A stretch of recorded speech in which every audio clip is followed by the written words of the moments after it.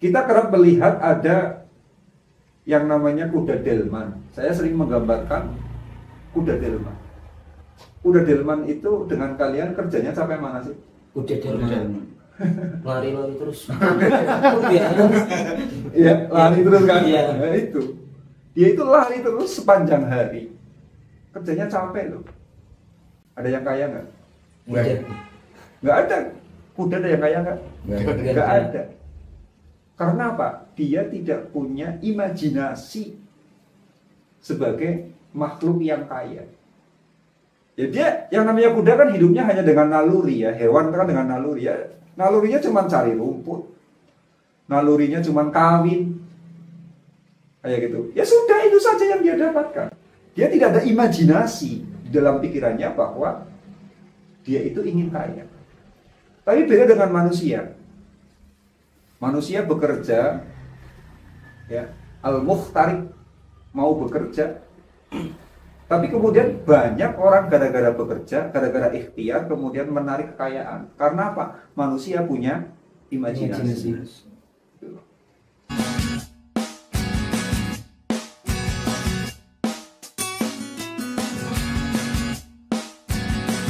Assalamualaikum warahmatullahi wabarakatuh. Waalaikumsalam warahmatullahi wabarakatuh.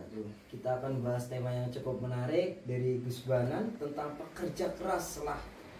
Tapi kok sudah bekerja keras tapi tetap sengsara.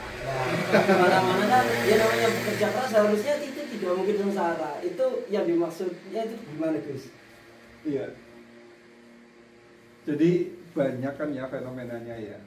Orang kelihatan sudah kerja keras, kelihatan dia sangat capek, kelihatan dia itu sudah begitu disiplin sampai disebut sebagai orang dinas ya gitu kan. Karena pagi siang sore malam bekerja dan begitu capek, tapi ya rezekinya stagnan saja, tidak ada hal yang, tidak ada perubahan yang terjadi dalam hidupnya. Nah sementara banyak juga sebetulnya orang yang santai, kemudian nyaman-nyaman saja, hidupnya tenang-tenang saja, santai-santai saja, tapi ya rezekinya gampang. Karena itu ya amati saja itu. Para bos itu kebanyakan capek banget apa nyantai sih? Nyantai. Nyantai kan, apa-apa tinggal nyuruh orang kok, kayak gitu loh. Tapi duitnya banyak ya. Iya, itu. Tapi banyak juga para pekerja buruh yang kemudian mereka, ya Allah, saking dinasnya ya gitu ya, pulang lebaran aja dibatasi, mau pulang nengok keluarga di kampung halaman dibatasi, tapi ya kehidupannya stagnan seperti itu. Ini persoalannya seperti ini ya. Kita kerap melihat ada yang namanya kuda delman. Saya sering menggambarkan kuda delman. Kuda delman itu dengan kalian kerjanya sampai mana sih? Kuda delman. Lari terus. Iya, lari terus kan? Iya. Nah, itu. Dia itu lari terus sepanjang hari. Kerjanya capek loh. Ada yang kaya nggak? Nggak ada. Kuda ada yang kaya nggak? Nggak ada. Karena apa? Dia tidak punya imajinasi sebagai makhluk yang kaya. Ya dia, yang namanya kuda kan hidupnya hanya dengan naluri ya. Hewan kan dengan naluri ya. Nalurinya cuma cari rumput, nalurinya cuma kawin, kayak gitu. Ya sudah, itu saja yang dia dapatkan. Dia tidak ada imajinasi di dalam pikirannya bahwa dia itu ingin kaya. Tapi beda dengan manusia. Manusia bekerja, ya, al-mukhtarik, mau bekerja, tapi kemudian banyak orang gara-gara bekerja, gara-gara ikhtiar, kemudian menarik kekayaan. Karena apa? Manusia punya imajinasi. Makanya yang namanya impian ini loh, yang kemudian membedakan menjadi pondasi awal. Seseorang itu kemudian kualitas kerjanya mampu mengubah kehidupannya atau tidak. Ini pondasinya di sini, impiannya itu loh. Makanya kalau impian kita itu kecil, kita kerja, tapi kemudian impian kita hanya ingin mencukupi anak dan istri. ya sudah, kita hanya kecukupan itu saja. Tapi kalau impian kita gede, kita kerja, saya ingin menjadi orang terkaya di Jawa. Amin. Itu yang terjadi. Saya ingin bekerja, tapi saya ingin populer, terkenal secara nasional misalkan ya. Ya itu yang terjadi. Jadi yang mempengaruhi faktor kita itu berubah atau tidak sebetulnya adalah impian atau cita-cita yang berbeda-beda ini loh. Makanya saya sering bilang dengan para santri di pondok pesantren itu ya, kalian semuanya sekarang ngaji di depan saya, bareng-bareng ngaji kitab Bukhari, bareng-bareng ngaji kitab Bulughul Maram, bareng-bareng ngaji kitab Alfiyah Ibnu Malik. Tapi nanti kalian keluar dari kelas ini, nasibnya beda-beda. Ya gitu. Ada yang menurun, ada yang standar, ada yang naik. Ya gitu loh. Beda-beda. Itu karena apa? Mereka mengeluarkan energi yang sama untuk ngaji, tetapi imajinasi atau impian ya, di balik pikiran mereka, di balik hati mereka itu beda-beda. Ini nanti mereka akan keluar dari pondok pesantren dengan situasi yang berbeda, dengan keadaan, dengan realita yang berbeda-beda pula. Kayak gitu. Ini yang namanya imajinasi. Nah, padahal semua bentuk imajinasi, semua bentuk impian itu oleh Allah dijanjikan dimudahkan. Ikmalu kul wa kullun muyassarun lima khuliqalahu. Ikmalu, kalian bekerjalah, kalian beraktivitaslah, kalian berikhtiarlah. Fa kullun muyassarun lima khuliqalahu. Apapun itu akan dimudahkan, lima khuliqalahu, dengan apa yang dia ciptakan. Jadi segala sesuatu yang ingin kita ciptakan itu akan dimudahkan oleh Allah untuk terwujud. Apapun itu. Nah, yang namanya mencipta sesuatu kan mulai dari awalnya itu adalah adanya impian, ada kehendak. Gitu loh. Setelah kehendak, ada impian di dalam sana, nanti kita akan bergerak. Itu loh. Kita akan bekerja. Nah ini berarti apa? Yang menarik kita itu untuk mewujudkan sesuatu itu adalah impian di balik pekerjaan yang kita lakukan. Nah, banyak orang sebetulnya yang kerja keras. Betul, banyak sekali. Tapi motifnya, motif bukan mewujudkan impian, tapi motifnya adalah motif rasa rakus, bisa, gitu loh. Rasa haus kepada harta juga bisa. Ini ketika kita itu, banyak kita melihat fenomena begitu. Subuh bangun, dia itu sudah narik Grab sampai jam 6, sarapan sebentar, dia pergi ke sawah sampai jam 8, pulang jam 8, dia punya warung, buka warung gitu ya, tutup jam 1 siang. Habis itu kemudian ke kebun sampai malam jam 10 malam. Kemudian dia itu tidak istirahat untuk menarik uang. Tapi ya uangnya kecil aja, gak pernah gede. Itu karena apa? Dia kerja, tetapi karena apa? Menuruti rasa haus. Rasa haus dengan materi, rasa haus rasa haus, ingin nafsu, ingin ingin punya uang banyak. Ini beda dengan impian. Kalau orang punya impian, ini beda. Orang yang punya impian itu, dia tuh punya cita-cita, punya visi yang jelas. Kenapa dia melakukan itu? Sehingga dia bertindak seperti itu. Kayak gitu. Saya kan kemarin-kemarin saya sudah menceritakan kan. Saya pulang dari pesantren.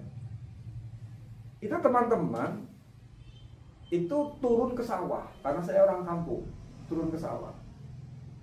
Ada juga yang kemudian pulang dari pesantren, kemudian dia memanjat kelapa, cari nira itu loh, deres.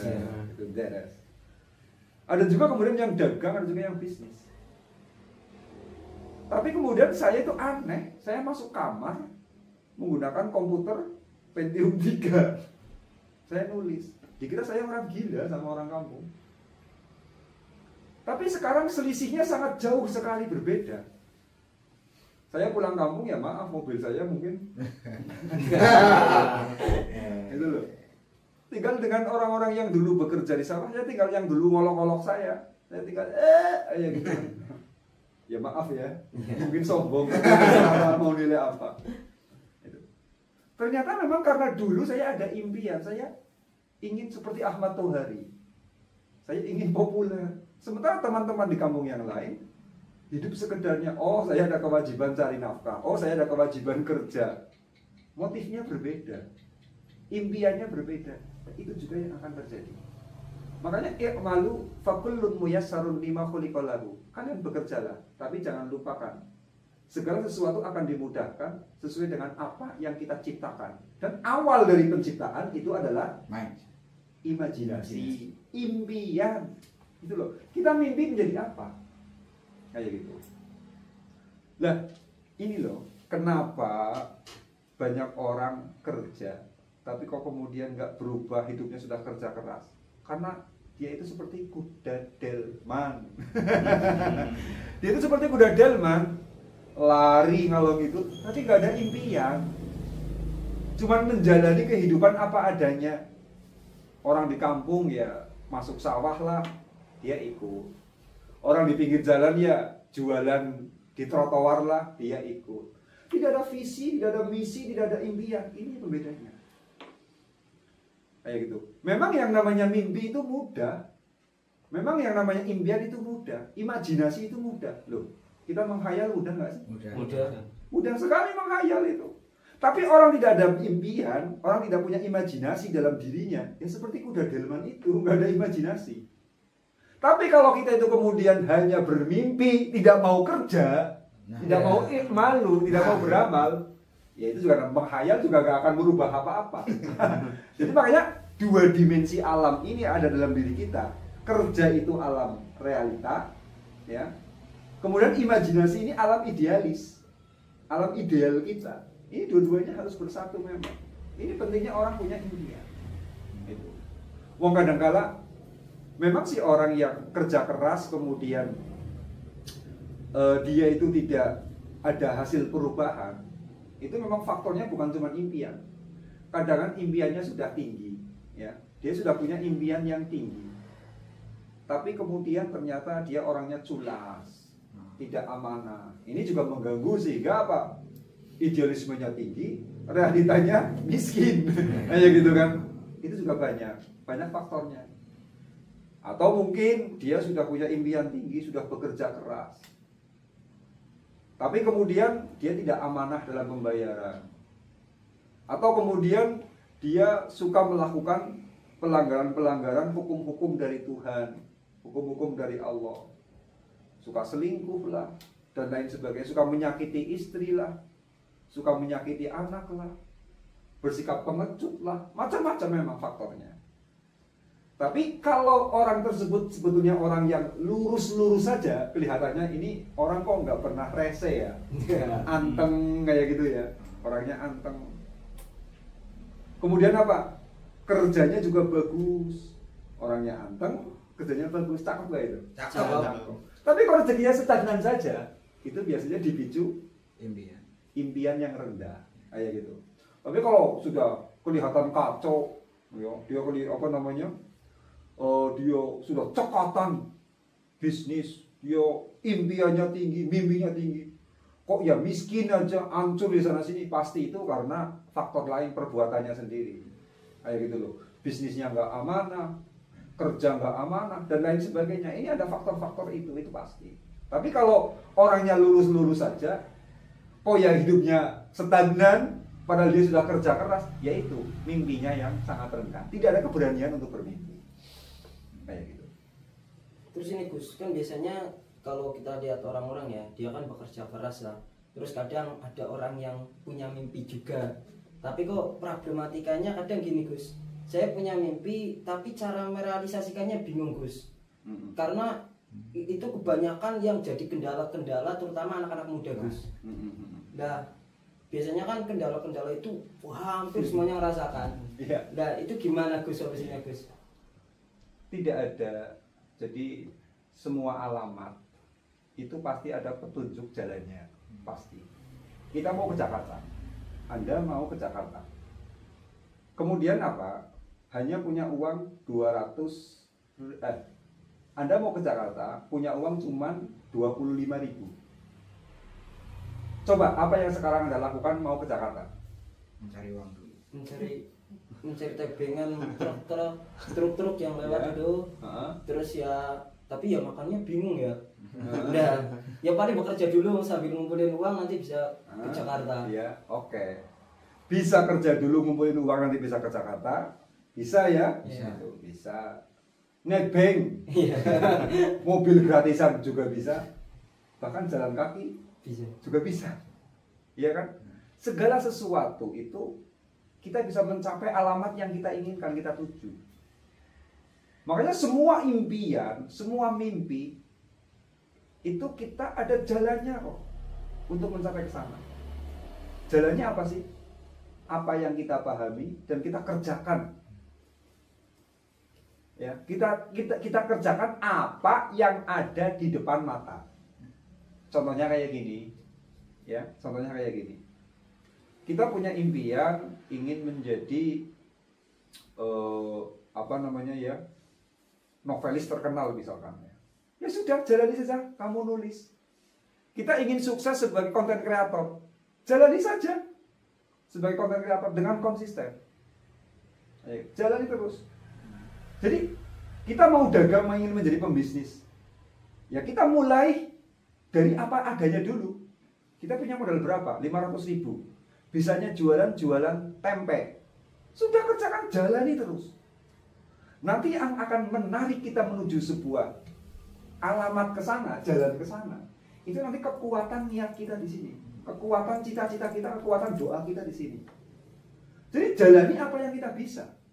Dulu saya itu ingin menjadi novelis loh, ingin menjadi penulis buku. Yang saya jalani apa? Saya bisanya beli komputer, saya beli komputer walaupun dengan menjual HP Nokia Kupat. Saya tulis. Kemudian apa? Oh, jalannya saya pasar belum punya waktu itu. Karena belum ada orang kenal sama saya. Itu. Saya bisanya apa? Mengirim ke penerbit. Ya saya kirimkan ke penerbit kok. Itu loh. Kirimkan ke penerbit. Jalan terus itu.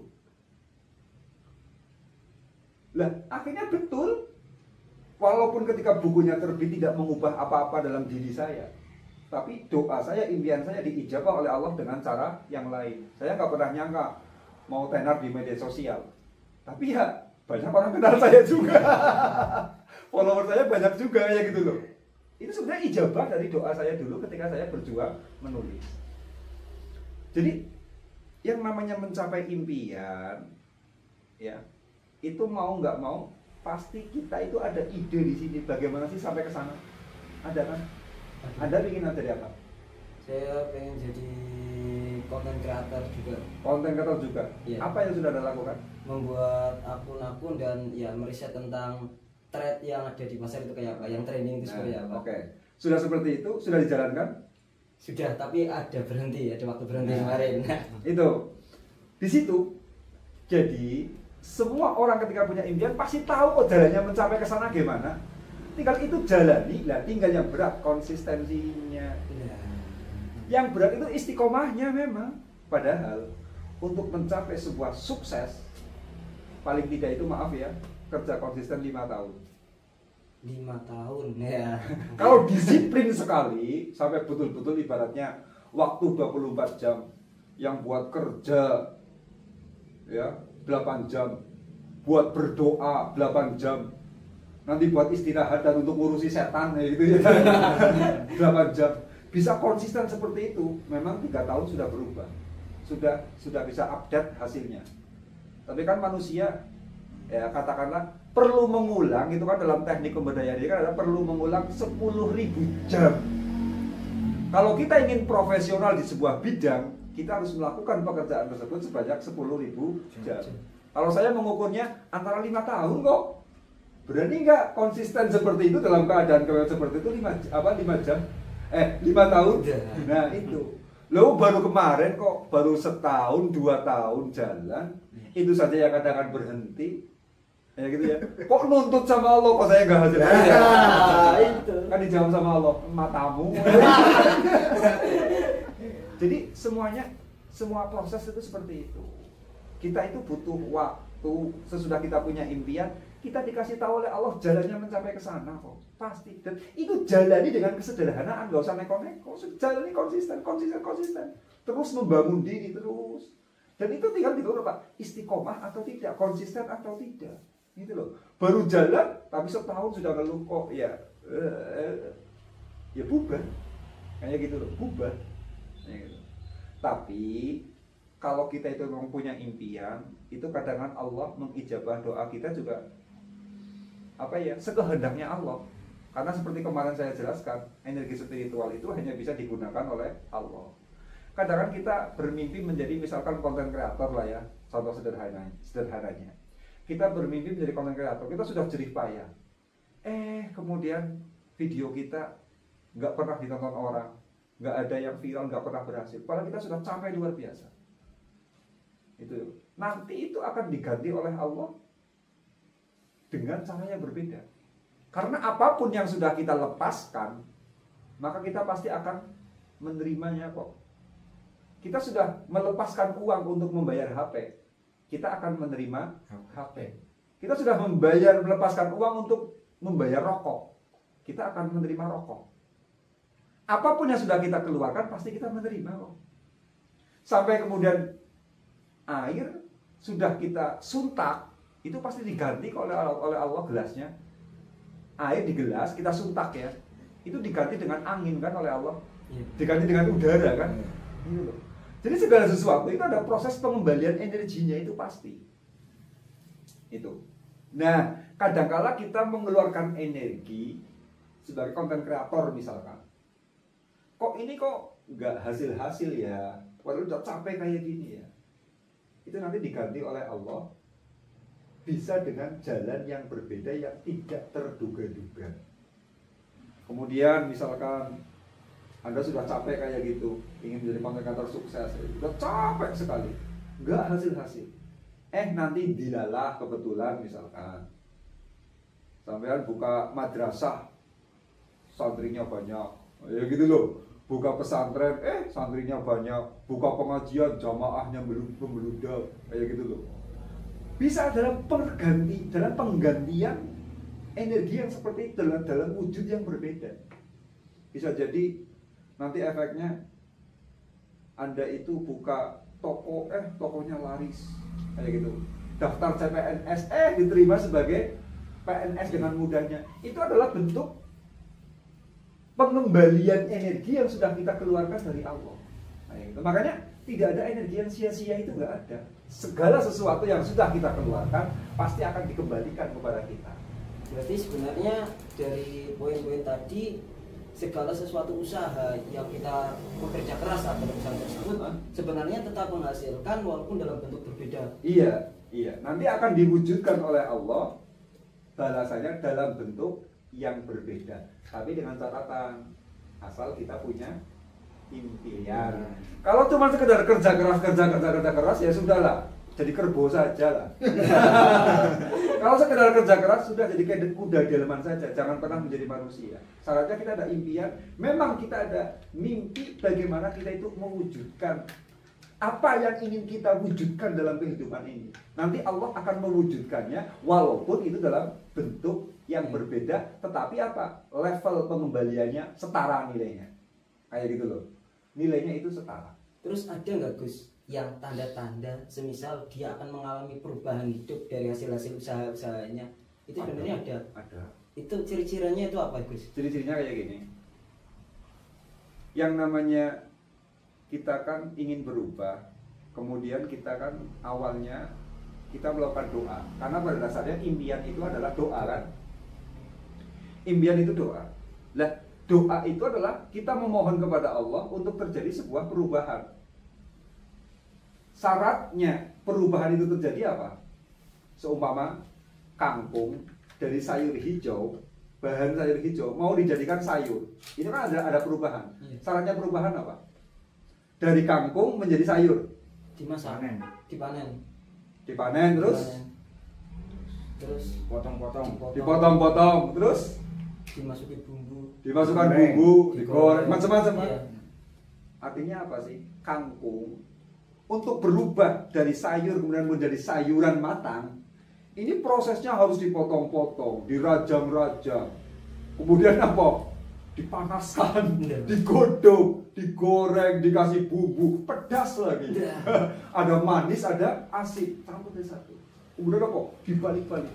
Jadi proses semua perubahan itu pasti terjadi yang namanya bacokan hidup. Terjadi yang namanya apa namanya ya? Cangkulan hidup. Lah, cangkulan bacokan menyakitkan nggak sih? Menyakitkan. Menyakitkan. Wah, sangat sakit itu kadang. Nah, ini jadi sebuah perubahan pasti ada bacokan-bacokan, pasti ada cangkulan-cangkulan, pasti ada pukulan-pukulan parang, ada gesekan-gesekan. Itu tanda mau berubah. Lah doa itu kan permohonan kita untuk terjadi sebuah perubahan dalam hidup kita. Maka ciri doa itu mau diijabah, tiba-tiba turun bacokan-bacokan kehidupan. Ujian-ujian hidup itu Ya. turun. Nah, saat ujian-ujian hidup itu menghantam kepada kita, itu tanda doa kita akan diijabah oleh Allah. Kayak gitu loh. Itu tandanya di situ. Kemudian biasanya setelah dibacok-bacok, itu orang itu akhirnya terjadi proses apa ya? Proses pasrah. Nah, saya sudah nggak mampu menjalani lagi, saya nggak kuat menjalani lagi. Akhirnya dia mencobalah, sudahlah menjalani hidup apa adanya saja. Impian saya susah untuk dicapai. Dia mencoba untuk lupa. Tapi ketika kita lupa, biasanya itu tandanya kita itu sudah mengikhlaskan. Itu loh. Malah berserah ya. Iya, kita sudah berserah tandanya itu. Lalu saya usaha sudah gak ada manfaatnya apa-apa. Ya akhirnya dia cuma bisa geletak kayak gitu ya, berserah. Gitu loh.